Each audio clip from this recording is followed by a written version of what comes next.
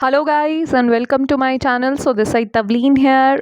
सो guys आज हम देखने जा रहे हैं MCQs of subject verb agreement two rules आप ऑलरेडी अंडरस्टैंड कर चुके हैं। लेट्स सी कि आपको कितने रूल्स क्लियर हुए हैं। इन एक्सरसाइजेस को ध्यान से देखिएगा, आपको बहुत और कुछ चीज़ें पता चलने वाली हैं इनमें इंटरेस्टिंग सी। चलिए जी, आप इन वीडियोस को जूम कर लेंगे या थोड़ी देर के लिए आप इनको पॉज कर लोगे सो डैट पहले आप खुद इनके आंसर्स देखें, फिर उसके बाद जो एक्सप्लेनेशन होगी आप उसको गो थ्रू कीजिएगा कि आपके इनमें से कितने आंसर्स जो थे वो करेक्ट थे। ऑलराइट,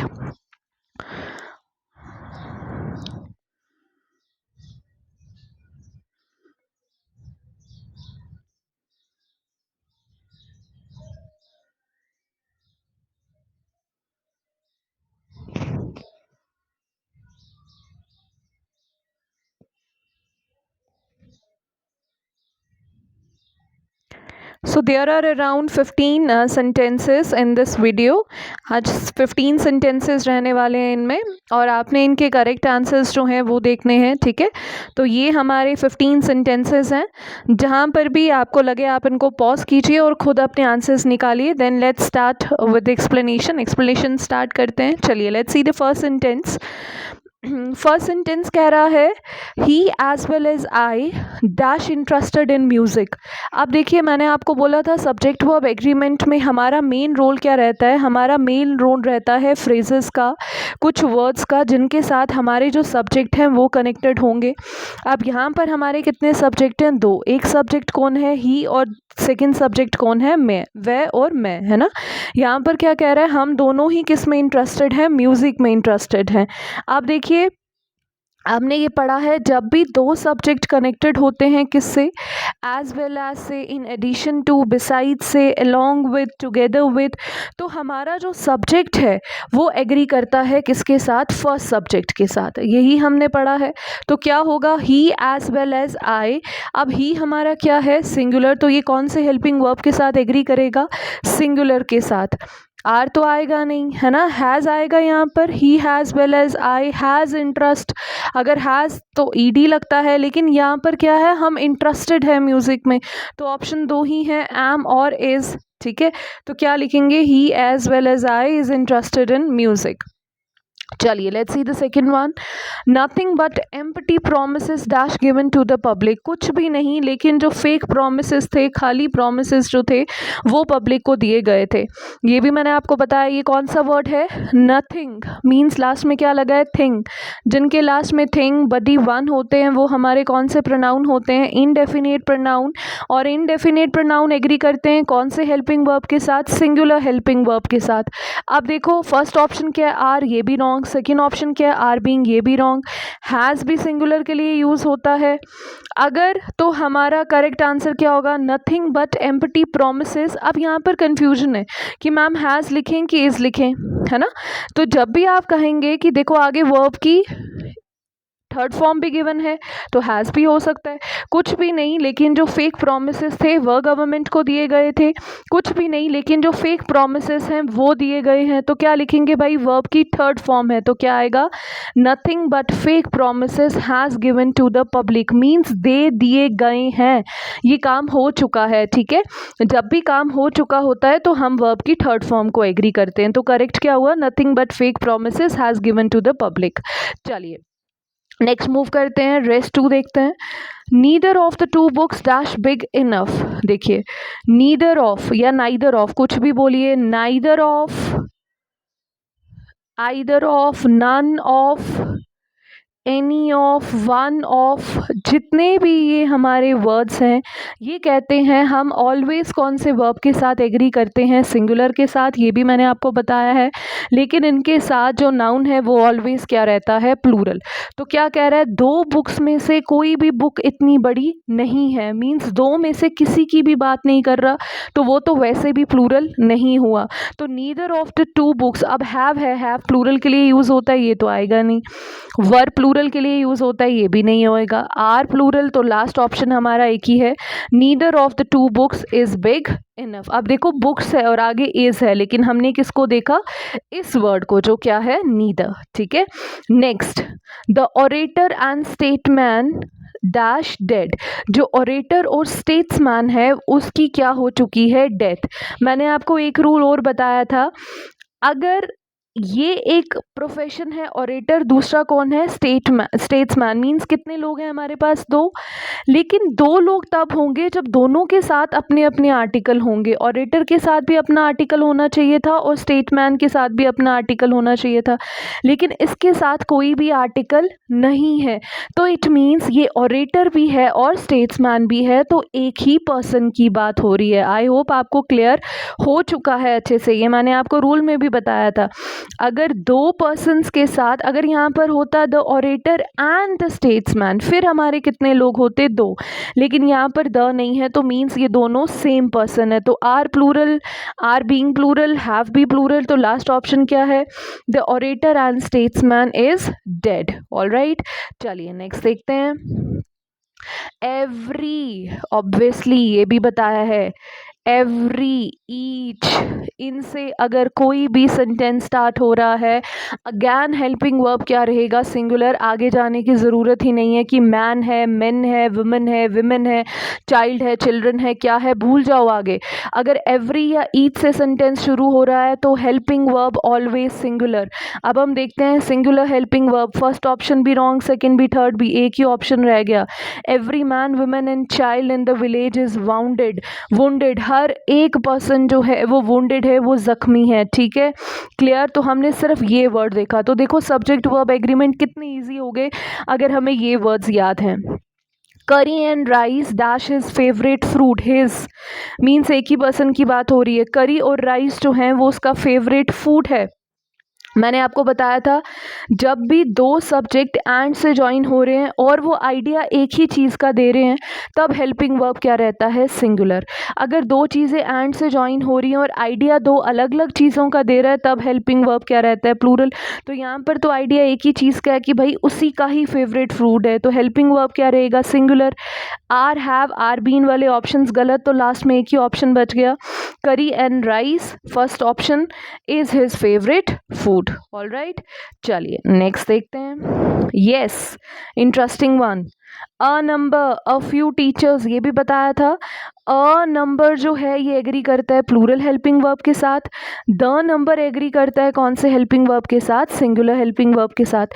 अब अ नंबर आ गया तो ऑब्वियसली प्लूरल हेल्पिंग वर्ब, ढूंढिए प्लूरल हेल्पिंग वर्ब कौन सा है। अब प्लूरल में सिंगुलर इज कैंसिल हो गया, वॉज कैंसिल हो गया, ऑप्शन मेरे पास दो हैं, वर या have been. A number of students have been caught copying, but since for होना चाहिए था, हैव बीन है, नहीं है, तो क्या आएगा, अ number of students were caught कॉपिंग, बहुत सारे स्टूडेंट्स को पकड़ा गया था कॉपी करते हुए, मीन्स कौन सा टेंस है, पास्ट, यहाँ से भी आइडिया हो गया, सेकेंड फॉर्म है, ठीक है। आगे अ फ्यू टीचर्स, ये भी बताया, अ फ्यू, सेवरल, वेरियस, ये प्लूरल हेल्पिंग वर्ब के साथ एग्री करते हैं, इस तो होगा नहीं। Are been hard working, are been तो आएगा ही नहीं। हैव हार्ड वर्किंग, ये वर्ब की थर्ड फॉर्म को एग्री करता है, तो क्या आ गया, a few teachers are hard working, कुछ ही टीचर्स जो हैं वो क्या हैं, हार्ड वर्किंग हैं, ठीक है जी। चलिए आगे देखते हैं।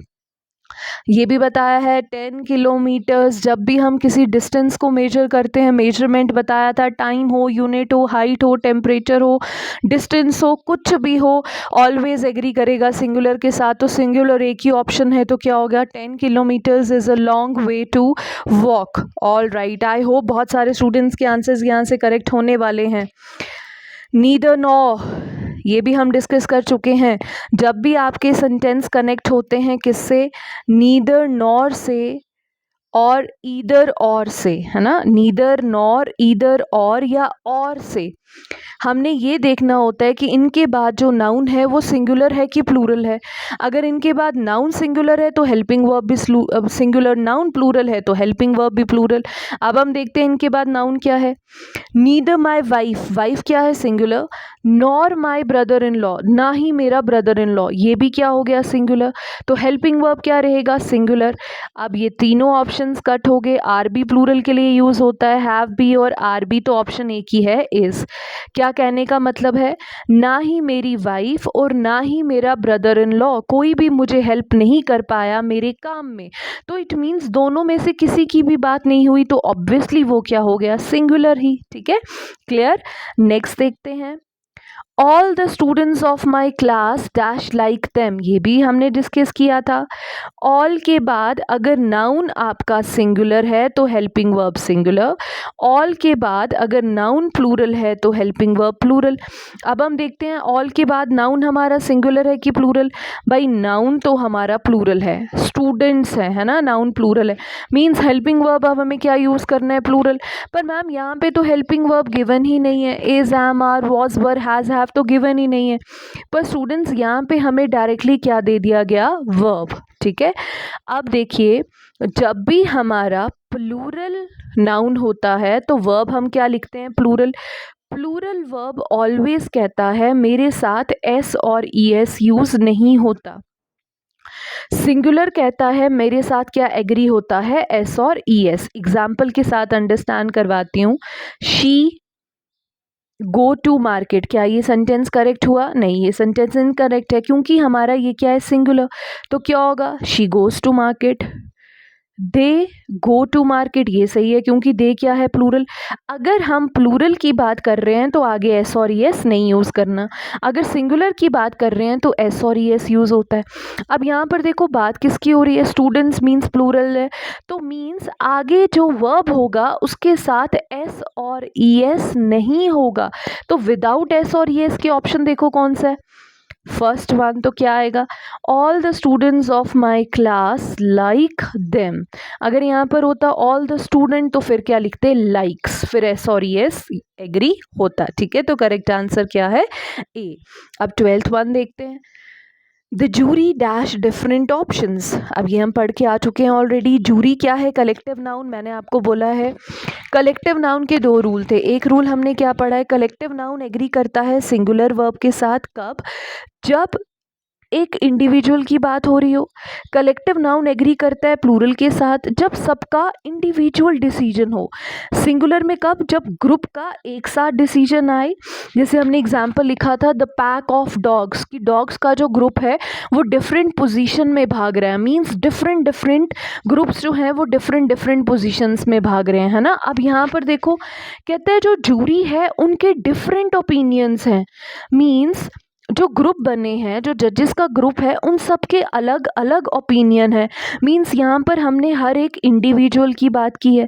अगर इंडिविजुअल की बात करते हैं तो हेल्पिंग वर्ब क्या रहता है, प्लूरल। अगर एक साथ सबकी बात करते हैं तो हेल्पिंग वर्ब क्या रहता है, सिंगुलर। मैं वो एग्जाम्पल भी बता देती हूँ।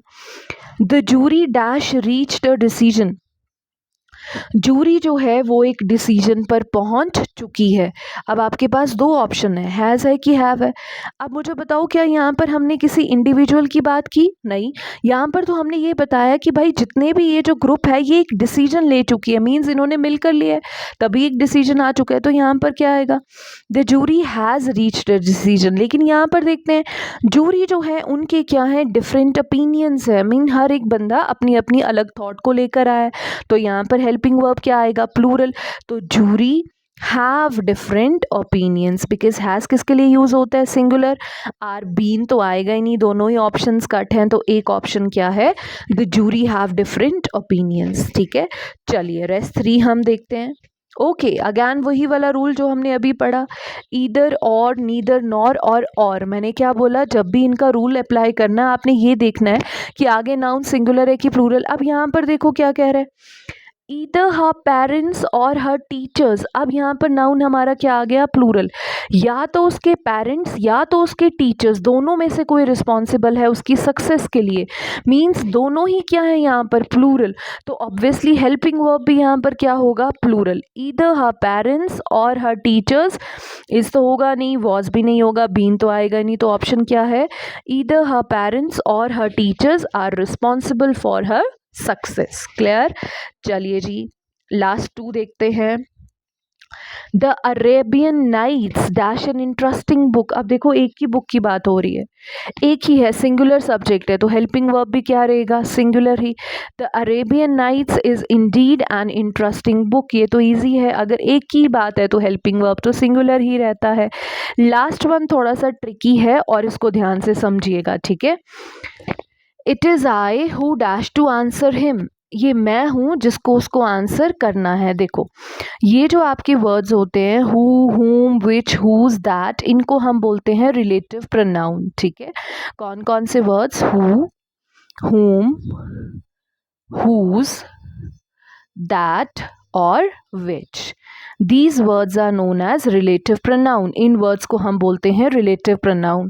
जब कभी भी इनसे पहले कोई भी प्रोनाउन आता है, आई है, शी है, ही है, इट है, वी है, दे है, आपने सब्जेक्ट ऑलवेज उसको देखकर यूज़ करना है। आपने हेल्पिंग वर्ब हमेशा उसको देखकर लगाना है।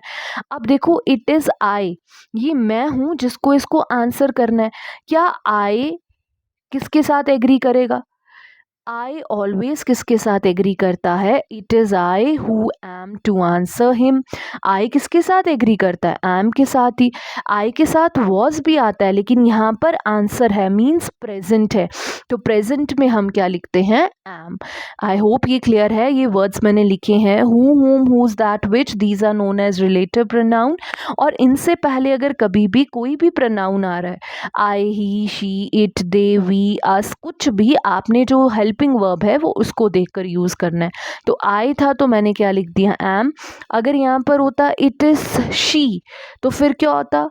Who is to answer, because she किसके साथ एग्री करता है।